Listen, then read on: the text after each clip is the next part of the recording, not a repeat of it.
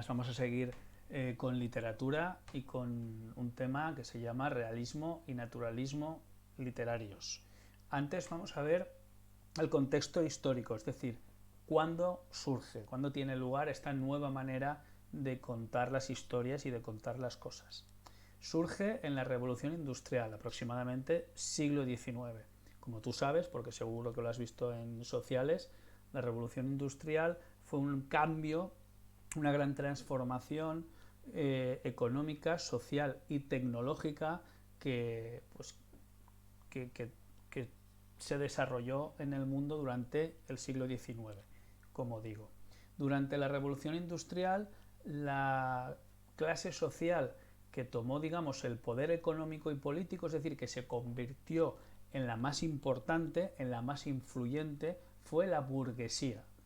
¿Quiénes eran los burgueses? ¿Qué era la burguesía? Pues era una clase social que se había enriquecido, que había ganado mucho dinero con el comercio, con las fábricas, con toda la actividad económica, con toda la economía, con todo el intercambio comercial que se había desarrollado en la Revolución Industrial.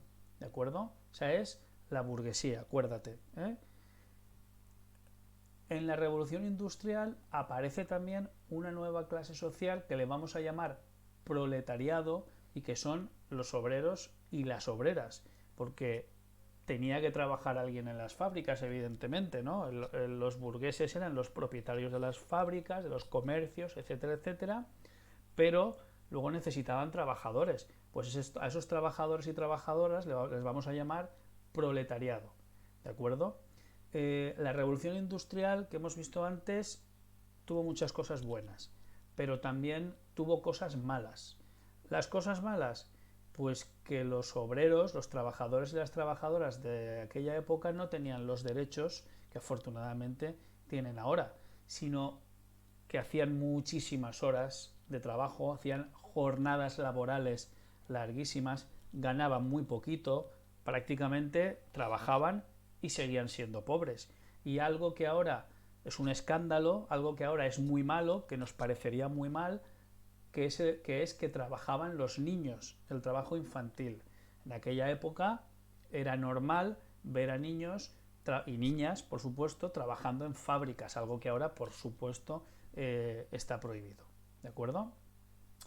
Eh, por lo tanto, hemos quedado que la revolución industrial tiene cosas buenas y tiene cosas malas, y entonces eh, hay una serie de escritores y escritoras que quieren denunciar, que quieren criticar, que quieren enseñar lo que está mal para transformarlo, para cambiarlo, para intentar acabar con esas injusticias, ¿no? Para intentar acabar con el trabajo infantil, por ejemplo.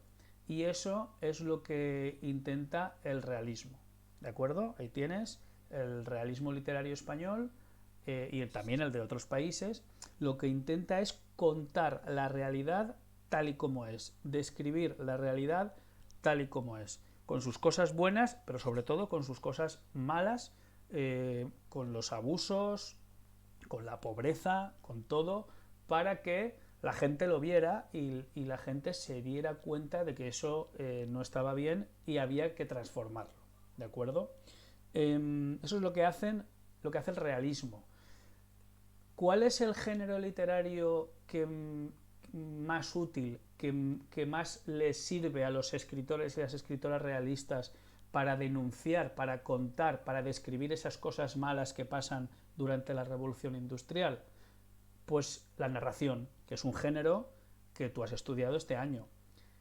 La narración, como tú sabes, sirve para contar historias y dentro de la narración utilizan sobre todo la novela, que como sabes es una narración pero muy larga, con muchos personajes, con diferentes tramas. Las tramas son las cosas que se cuentan, etcétera, etcétera. Entonces acuérdate, el realismo lo que quiere es denunciar las cosas injustas, las injusticias, la pobreza, la miseria que ocurre durante la revolución industrial y utiliza el género narrativo y utiliza sobre todo la novela.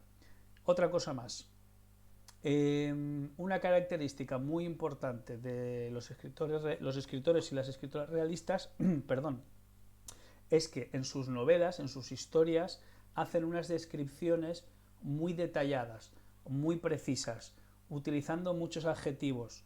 ¿Por qué? Pues lógico, si lo que querían era criticar, denunciar lo que estaba mal, necesitaban contarlo muy bien, necesitaban describirlo muy bien.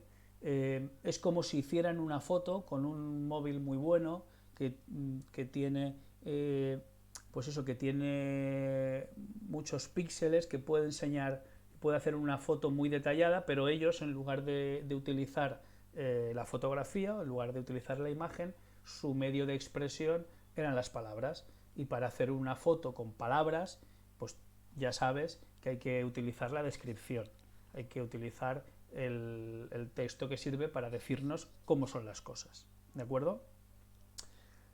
Bueno, ya tenemos claro, por lo tanto, el contexto histórico, que es la revolución industrial, las cosas buenas y malas que tenía la revolución industrial y qué intenta hacer el realismo con esas cosas, es decir, contarlas y denunciarlas.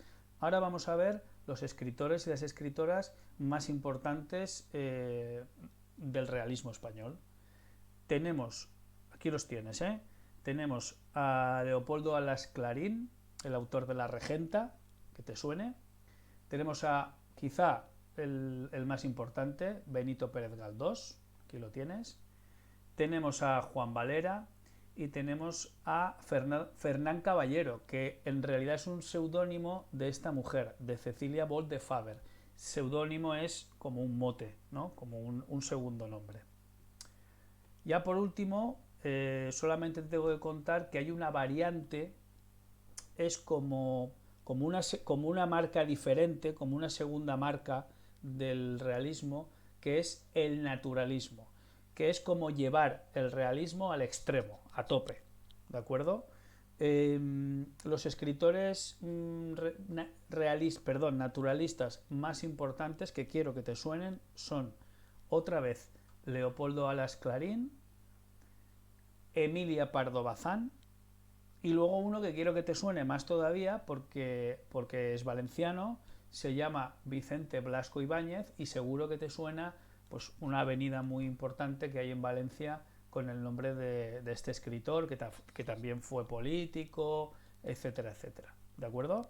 Bueno, pues esto es lo que te tenía que contar sobre el realismo y sobre el naturalismo. Espero que te haya servido el vídeo y a seguir trabajando.